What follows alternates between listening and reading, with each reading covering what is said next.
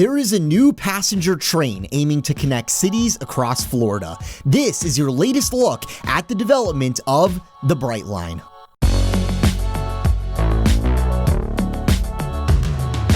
It's been many months since our last update on the Brightline rail service. To recap, last we left off, Brightline was working on completing its brand new track connecting Florida's East Coast to Orlando, known as the Phase 2 route. Meanwhile, negotiations with Disney on a Walt Disney World station for Phase 3 had fallen through, and Disney's competitor Universal had enticed Brightline, offering space of their own if Brightline would build their Phase 3 route from Orlando to Tampa through the densest part of Orlando to the benefit of Universal and their upcoming Epic Universe Park, which is located only steps away from the Orange County Convention Center. Much has changed since on all fronts. First, we're going to take a look at the pricing, business model, and opening time frame for the Miami to Orlando route. Then I'll give you the latest on the contentious Phase 3 route through Orlando. And lastly, I'll be presenting my idea on what could be a very good outcome for us guests who want to travel from the airport to Disney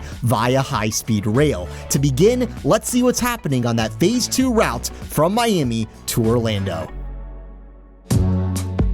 Recently, Brightline unveiled their station at the Orlando International Airport, located in the train station next to the New Sea Terminal and connected to the airport's main terminals as well via an automated people mover. It is here that someday soon you'll be able to travel from Orlando to West Palm Beach, Fort Lauderdale, and Miami via high-speed rail. We might as well start with a major point of contention many have with this system. Is it really high speed? Truth is, along the coast, where Brightline has been operating for years, they're utilizing existing Florida East Coast Railway lines, not originally designed with high-speed passenger rail in mind. Brightline can't go speeds in excess of a car because along this route there are hundreds of crossings where pedestrians and vehicles run right in front of the train on a regular basis. Brightline makes the news every now and again for happening across obstacles parked in the way of its route in South Florida, making it clear why going any faster in this area would not be to anyone's benefit. Here's where things become much higher speed though. The soon-to-be opening Orlando route utilizes brand new track along State Road 528 from Cocoa to Orlando. Along this route, Brightline will travel at speeds of up to 125 miles per hour, as this track was designed by Brightline specifically for passenger train service. Travel time from Miami to Orlando will come in just shy of 3 hours. One-way tickets will start at $79 for Smart Class and $149 for the Premium Class. Families of 4, they'll be able to ride for a package rate, which starts at $199 one way. At first, these prices might sound quite outrageous. They certainly did to me. But remember, Brightline's mission is to connect too short to fly, too long to drive destinations, and this is only the first of several that Brightline has planned around the country. If you traveled between Orlando and Miami via car, the travel time would be 3 hours and 30 minutes in regular weekday traffic. If traffic's worse, it'll likely take you over 4 hours. Based on average miles per gallon and current gas prices, it would cost you around $35 to complete this journey via car, which is half the price of the Smart Class train ticket. But here is where you'll start to understand what Brightline is really after. It's not just those of us who love our cars that they are trying to win over.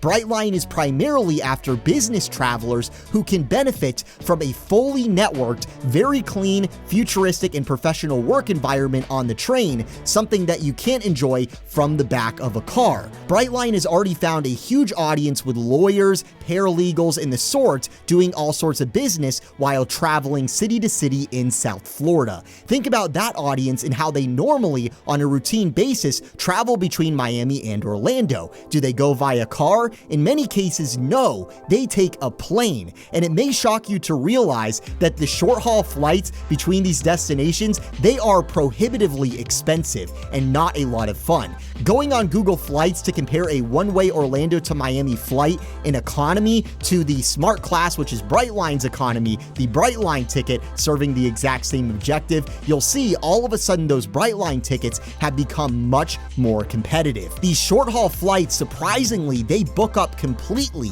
on many days, so there is already an audience of thousands per day looking for the experience Brightline is about to begin offering between Miami and Orlando. It should also be noted for regular folks, while Brightline may be more expensive than a car, it's not the greatest comparison, because as someone who's used the Brightline, I can tell you that the train ride with the fancy amenities and the food and drink service, it is several orders of magnitude more enjoyable and also safer than fighting Florida man for a lane on Interstate 95. That's not to say buy a Brightline ticket every time you want to go from Orlando to South Florida or vice versa. I love the freedom that my car gives me, but if you want to sit back, relax, avoid traffic, and get to your destination faster, that's what your $79 buys you here. And as I showed you with the flights, regardless of us car travelers, there's already an audience out there where this service Brightline is going to be providing will be highly competitive. So that's the latest news on the about ready to open Phase 2 route. Speaking of, when is the Phase 2 route going to be opening?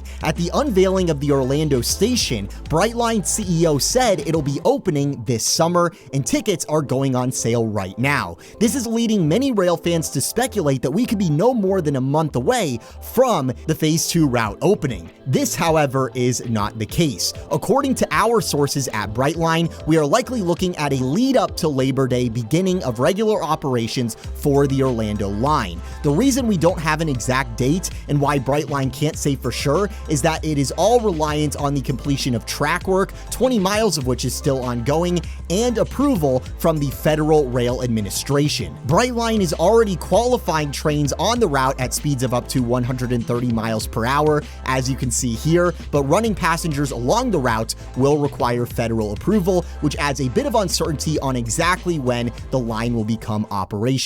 Sometime in late August would be my optimistic target. Next up, we have the latest dealings on the Phase 3 route through Orlando and on to Tampa. What you must understand with the Phase 3 route here is Brightline just wants to get to Tampa. That is what Brightline is all about. They are an inner-city passenger rail service. They are trying to connect Miami to Orlando to Tampa. The actual act of getting through Orlando to Tampa has become an enormous political battle between opposing business interests in Orlando, which have slowed the development of the project for Brightline. Originally, Brightline wanted to run track south of the airport along State Road 417 to a Walt Disney World station and then head on to Tampa. Universal, who has a decades-long reputation for killing rail projects in the city, they lobbied hard against this route. Disney, uninterested in spending money on their own parks, let alone on helping a third party with an on-property station, they grew indifferent, apathetic, and unhelpful. Universal jumped on the opportunity and proposed giving Brightline a spot for a station on their own property under the guise of connecting the airport to the convention center. But in truth, it's all about connecting tourists at the airport to their upcoming park located right next to the convention center, Epic Universe. Meanwhile, Orlando's commuter rail system, Sunrail, they want to connect to the airport. Sunrail got in on Universal's plan to have Brightline run rail through a portion of the city denser than Brightline's preferred southern route, creating the Sunshine Rail Corridor alignment, where track is planned to be shared between Brightline and Sunrail. In our previous report, I was bullish on this corridor idea because I felt it was all the opposing interests finally getting together, finding common ground, and getting to work. In the year since, though, very little has actually happened. Several opportunities to receive funding through the bipartisan infrastructure bill have now passed them by. They're running out of years in order to receive a grant, and sources indicate it's the usual suspects in Orlando continuing to hold up development, some even believing this is intentional. Going into detail on the issues with the Sunshine Rail Corridor, Brightline is an intercity passenger rail system. It's not intended to be used to weave through Orlando, doing little stops inside the city.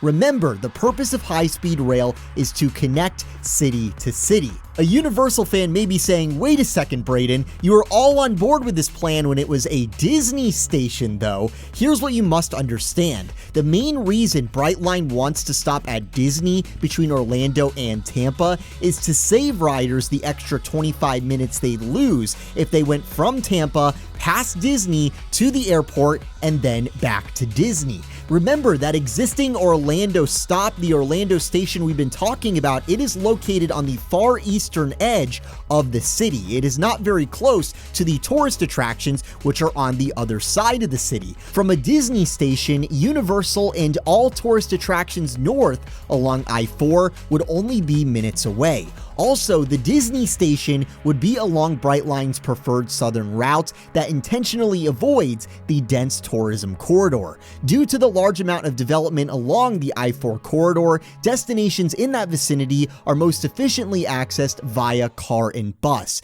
not high-speed train. The route would be so complex, the train would not be high-speed at all. The travel times would be comparable, yet the Brightline ticket would cost much more. As far as the cost to build this route, the way Orlando business interests have been pushing for it, for a train like Brightline, running over and under every right-of-way through the city, winding around existing townhomes and apartment buildings blocking their path, it would mean, and this is not a figure that you'll hear from any of the parties involved, $2.5 billion when all said and done to get this thing built, and that's just for the segment from the airport to the station Universal is offering to help fund. For the entire alignment through Orlando, we are likely talking $5 billion or more once you factor in Brightline's grueling route along the I-4 corridor stretch, which can't be built at grade, meaning it'll entirely consist of new structures flying over and under and around existing development, a series of complex acrobatics Brightline alone will be on the hook for, as their goal is to get to Tampa, and the other parties, their goal will have already been met of connecting to the airport. Making the plan even more ridiculous, Sunrail, which is controlled by the local counties and the city of Orlando, is insisting that they control this new corridor. That's right, the track that Brightline is supposed to be the one funding to the tune of billions of dollars, the local counties and city are insisting on them being in charge of it. Why? Nobody knows, because the privately owned and funded Brightline track would be available for Sunrail's constant use through an operating agreement. Sunrail has previously been unable to fund a $200 million expansion. How they'll do $2.5 billion? Let's be real, they can't. Even with the federal infrastructure money, Brightline's private investors are needed to cover the billions of dollars in costs. And if Brightline doesn't even control the track that they're supposed to be paying for, why on earth would an investor fund it? I'm sure you're quickly starting to see why no company in over 100 years has built high-speed intercity passenger rail in the United States. What a mess. Some rail industry folks we've spoken to believe that there is a conspiracy afoot here and that Universal intends this plan to fail. As I mentioned earlier, Universal has racked up quite a list the last few decades of rail projects through Orlando that they helped tank, which has created some cynicism among rail experts. That's not even a big criticism of Universal. When Disney was the apex predator in Orlando politics, a role they've long since lost to Universal, they too were tanking plans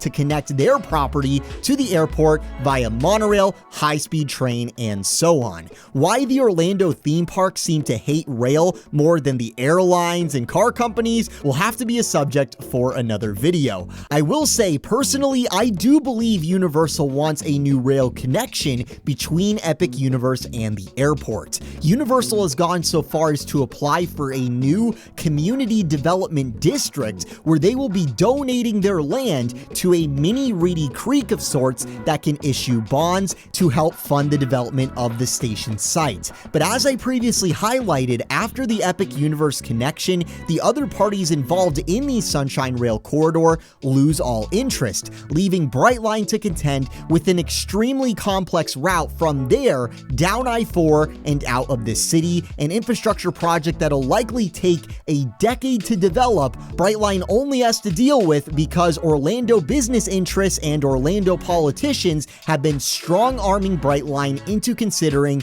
a northern alignment that doesn't make physical or financial sense for high-speed rail. It wouldn't be any faster than a car through the city due to the geometry of the route and would cost billions more to build than if you built a different new transportation system at grade between the airport and Universal, something I'd strongly recommend they consider. If you utilize the system that could be built at grade, as in on existing surfaces, it would make for a much more realistic and efficient service. You could utilize light rail for this purpose. There's a light rail tunnel that is already ready to go that Brightline built in to their construction of their infrastructure inside of the airport property. Needless to say, the northern route that looked to be the one coming to fruition last year, it's starting to look unrealistic once again. It's not to say it can't happen. This is a very fluid situation. It's just to say, in my opinion, it's only a matter of time before Brightline looks again at that southern route.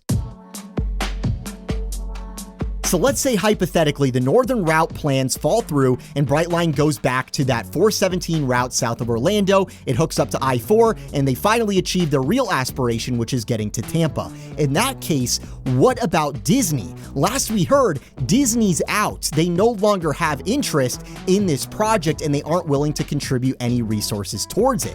There's a very unlikely outcome where Disney becomes interested in the project once more, but assuming that's not the case, how can we get from the airport to Disney without any help from Disney themselves? Well, Brightline may be in the process of exploring a South I-Drive station across the street from Disney on the opposite side of I-4 by the Gaylord Palms. It may be for the better that Disney has backed out, because a component of all of this you may not have even thought of is none of this Phase 3 project is possible without federal infrastructure money. And do you know who has to sign off on those grants? Florida Governor Ron DeSantis. A route giving Disney a proprietary on-property station he likely would not take too kindly to given the current circumstances, and neither would the federal government for that matter, as they want to fund intercity modes that serve the general public, not just large corporations or Disney guests. And here is where all the current drama we have between Disney, Universal, Brightline, DeSantis, Reedy Creek, it could all combine into the perfect storm for us to get exactly what we originally thought that we were getting: a train to Walt Disney World along Florida's high-speed rail route. At a recent meeting that I attended, the new state-appointed Central Florida Tourism Oversight Board, which oversees Walt Disney World, highlighted some of their key objectives moving forward. These included improving commutes for cast members by building housing on property and reducing emissions, finding new revenue sources to help pay off the district's massive debt, and developing existing district lands for the above purposes. Are you thinking what I'm thinking? Maybe there's a better option for what Reedy Creek could be developing on their district lands that doesn't involve building prisons or charging tolls on the roads. Overlaying Reedy Creek over all the maps of this route that we've been taking a look at, you may notice by the ESPN Wide World of Sports complex on the south end of Walt Disney World property,